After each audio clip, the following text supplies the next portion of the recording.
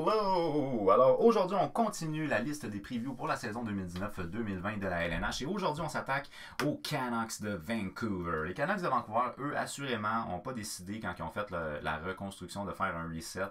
Le concept du reset, généralement, ça veut dire que tu y vas quand même relativement rapidement au niveau de ta reconstruction. Les Canucks, c'est plus long, disons. Mais peut-être qu'on a cru trop longtemps à nos chances d'aller loin en série. Fait que c'est ce qui fait qu'on a eu une belle débandade.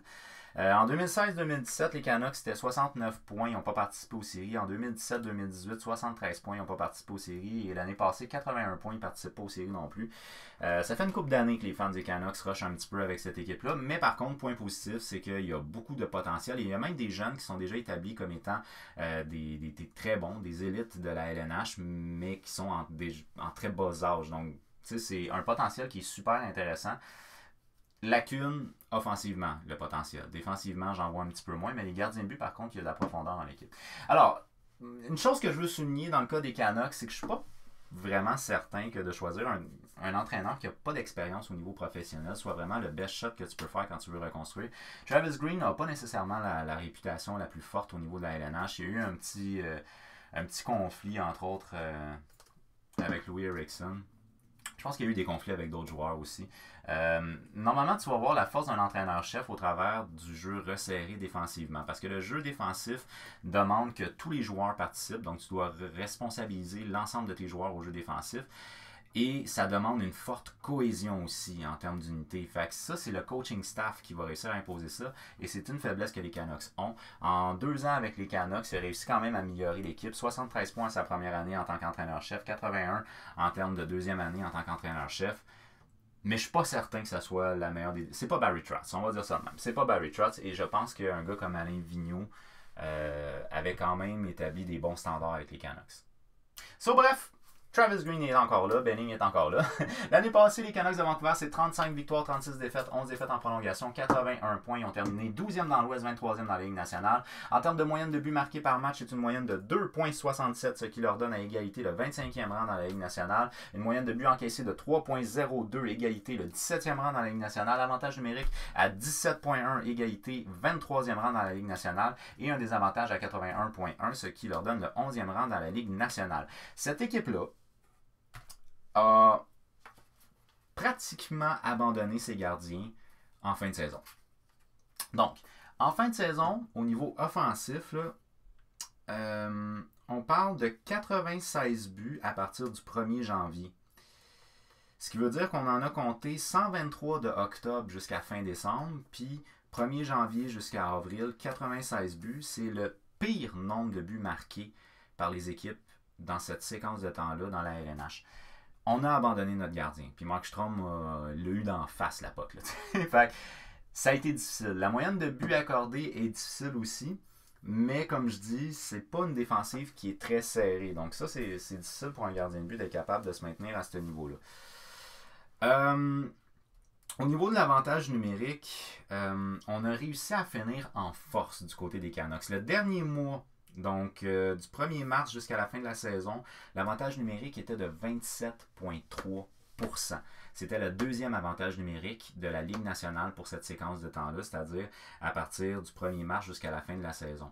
Sauf que pour toute la balance de la saison, soit fin février puis depuis le début de la saison, 15% d'efficacité. Fait qu'on a connu plus de chance en avantage numérique vers la fin de la saison. Mais ce qu'il faut mentionner, c'est que la deuxième vague n'a pas vraiment fourni. C'est la première vague essentiellement qui était responsable d'avantage numérique. Et honnêtement, là, après Edler, là, en termes de défenseurs en avantage numérique, t'en as pas. That's it. Edler, c'était 17 points en avantage numérique. Et ceux qui le suivent après, là, puis en fait ceux qui étaient avec les Canucks en passé et qui sont encore là cette année, là, c'est Quinn Hughes, 2 points en seulement 5 matchs en avantage numérique. C'est lui assurément qui est comme le deuxième en termes de défenseur en avantage numérique. Puis on a, je pense, le Stretcher aussi qui était à 2 points genre. Mais de manière générale, il y avait comme un seul général à la défensive en avantage numérique et c'était Alex Edler et ça, c'est un problème. L'année passée, en première moitié de saison, les Canucks, c'est 19 victoires, 42 points, 9e rang dans l'Ouest. En deuxième moitié de saison, c'est 16 victoires, 39 points, 13e rang dans l'Ouest. On a cru un bout de temps qu'on était dans la course aux séries. Finalement, en fin de saison, c'était plus du tout le cas. Ça a été difficile comme fin de saison. Le meilleur en termes de buts l'année passée, c'est la recrue Josh Peterson avec 28 buts l'année passée, récipiendaire du trophée Calder, le meilleur jeune joueur dans la LNH l'an passé. Le meilleur en termes de points a été aussi Peterson avec 66 points. Le meilleur défenseur a été Alex Edler avec 34 points, plus 3 de différentiel. On a fait des acquisitions au niveau des défenseurs. Ça va aider probablement Alex Edler l'année prochaine, mais on a quand même perdu aussi Ben Hutton. Dans le terme des jeunes, ben ça c'est intéressant parce qu'ils ont une banque de jeunes qui est vraiment très intéressante. Je veux parler en premier de Quinn Hughes, 19 ans, choix de première ronde en 2018. Très fort potentiel offensif pour ce jeune défenseur-là. C'est un gars qui est connu comme étant très créatif, qui bouge bien la rondelle, qui patine bien. Alors, on croit que ce gars-là pourrait devenir éventuellement un défenseur élite de la LNH. L'année passée, dans la NCAA, c'est 32 matchs, 5 buts, 28 passes pour 33 points. Pour un défenseur dans un circuit qui est quand même plus défensif, d'avoir presque autant de points, en fait, un petit peu plus que de points qu'en autant de matchs, soit 33 points, 32 matchs. C'est très bon, vraiment très bon. Ça a été le meilleur joueur de son équipe avec l'Université du Michigan. C'est un gars qui est très rapide, créatif et qui a joué au niveau du championnat du monde junior et adulte et dans la LNH. Fait que franchement, là, c'est un gars qui est à suivre dès cette année. Je veux également parler de Thatcher Demko, un gardien de but de 23 ans, choix de deuxième ronde en 2014. Ce gars-là a joué une partie de la saison l'année passée dans la Ligue américaine de hockey. 16 matchs, une moyenne de 2,58, 911. Une petite partie dans la LNH aussi, 9 matchs. Ce qu'il faut mentionner dans le cas de Demko, c'est qu'en début de saison, il était blessé. Il avait des symptômes liés à une commotion cérébrale. Mais c'est un gardien de but qui a eu des très bonnes statistiques au point de vue de la Ligue américaine. Et là, il rentre dans la LNH puis il maintient à peu près ses standards. Fait que c'est un gars en qui on voit un très bon potentiel puis qui va challenger Markstrom cette année. Ou peut-être voler une coupe de départ à Markstrom, peut-être même voler le poste, tout dépendamment comment Markstrom va se présenter, on s'en reparle tantôt. En termes de troisième jeune, je veux parler de Vassili Podkolzin, 18 ans, choix de première ronde en 2019. C'est un gars qui est super dur à évaluer parce qu'il a joué dans plusieurs niveaux différents l'année passée. Fait que la plus grosse échantillon que j'ai, c'est au niveau international pour la Russie, moins de 18 ans, il a joué 26 matchs. Ça, c'est le plus gros échantillon que j'ai pour ce gars-là l'année passée. 18 buts, 15 passes, 33 points en 26 matchs. C'est un gars qui est connu comme étant physique, créatif, mais qui est vraiment très dur à évaluer. Par la suite, je vais parler du défenseur Oli Jokvi. Oli Jokvi, 21 ans, choix de première ronde en 2016. Lui, il jouait majoritairement dans la Ligue américaine l'année passée. 18 matchs, 1 but, 12 passes pour 13 points. Donc 13 points en 18 matchs pour un défenseur dans la Ligue américaine. C'est très bon. Il a été blessé au niveau du genou en fin de saison. C'est la raison pour laquelle il n'a pas joué une saison complète. Mais c'est un gars en qui on voit un très fort potentiel. Il est mobile, il excelle au niveau du jeu de transition et de sortie de zone. Fait que c'est un gars qui pourrait être intéressant éventuellement à faire entrer dans le line-up. Peut-être pas sur une base régulière de cette année.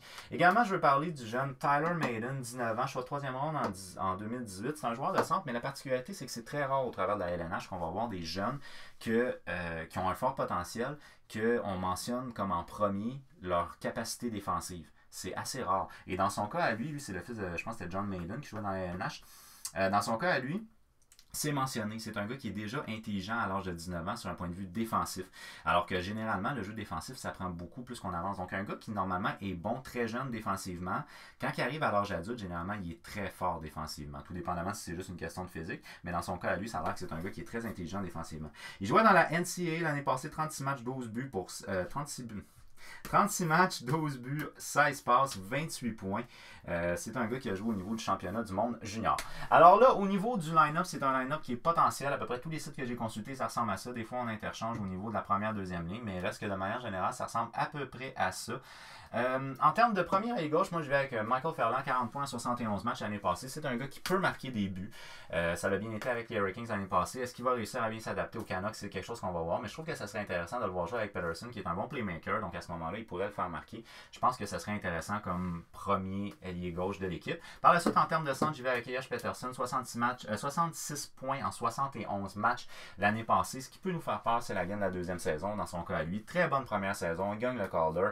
Fait que c'est un gars que le talent est indéniable. Mais à savoir, est-ce qu'il va être capable de le répéter? Ça, c'est ce qu'on va voir. Et j'y vais avec Bowser en termes de premier allié droit. 56 points en 69 matchs. Lui aussi, c'est un jeune homme, honnêtement. On a une équipe qui, au niveau de l'attaque, est relativement jeune et qui a quand même des bonnes statistiques actuelles. Alors, le simple fait d'évoluer pour ces jeunes-là peuvent augmenter les statistiques offensives de l'équipe.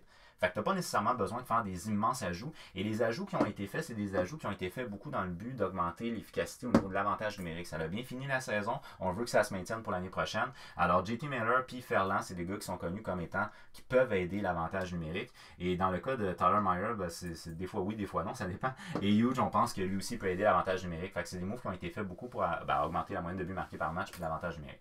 Par la suite, en termes de deuxième unité, j'y vais avec Pearson à l'aile gauche, 27 points en 80 matchs l'année passée. C'est un gars qu'on connaît bien à Vancouver, qu'on aime bien d'ailleurs, que je fais jouer avec Bo Horvat, 61 points en 82 matchs l'année passée. Dans son cas, à lui, la progression est peut-être un petit peu plus lente que Peterson, mais assurément, le potentiel et le talent offensif est là dans son cas à lui. C'est un gars qu'on pourrait voir faire plus que 60 points l'année prochaine, tout dépendamment des responsabilités qu'on va lui donner. Il y a beaucoup de gens qui le voient comme étant le premier centre, puis ça pourrait être intéressant de le faire jouer comme premier centre. Il y a un petit peu plus d'expérience que Peterson, mais honnêtement, la ligne de centre est super jeune dans cette équipe-là. Peterson a 20 ans, Bo Horvat en a 24 et Gaudette en a 22. On a aussi Virtanen qui lui a 23 ans et Bowser qui a 22 ans. Donc on a toute la ligne de centre ici qui est très jeune, puis deux alliés droits qui sont quand même relativement jeunes. Par la suite, au niveau de l'aile droite, deuxième trio, j'y vais avec Miller, 47 points en 75 matchs l'année passée. C'est un gars qui va assurément aider au niveau offensif cette équipe-là. En termes de troisième ligne, j'y vais avec Bertacci, 14 points en 26 matchs. C'est un gars qui doit rester en santé. On y voit quand même un bon talent, mais c'est un gars qui malheureusement n'est pas assez présent. On va dire ça comme ça. Dans le cas de Alan Gaudette, lui, c'est 12 points en 56 matchs l'année passée. Gaudette, semble-t-il, a eu un bon camp d'entraînement. Fait qu'il est, en tout cas, moi, au moment de tourner, il n'est toujours pas coupé. C'est un gars qu'on voit comme étant le troisième centre de cette équipe-là. C'est un jeune homme qui peut très bien voler un poste. Fait que, why not? On va le faire jouer. C'est un gars qui joue solide. Alors, on y va au niveau de la droite avec Virtanen, 25 points en 70 matchs. Troisième trio. C'est un gars en qui on croit en son potentiel offensif. Pour l'instant, ça n'a pas vraiment éclos. Ça se peut que ça va éclore. Puis si c'est le cas, ben, tant mieux pour les Canucks. En termes de quatrième ligne, à l'aile gauche, j'y vais avec Louis Eriksson, 29 points, 81 matchs. Louis Eriksson, c'est 6 millions par année, puis je le fais jouer sur un quatrième trio. Il n'a pas fait une saison au-dessus de 30 points depuis qu'il a signé avec les Canucks. Bon, on pourrait être tenté de l'envoyer dans la Ligue américaine, parce que le marché des échanges, je pense qu'on oublie ça dans le cas de Louis Eriksson. Il coûte bien trop cher.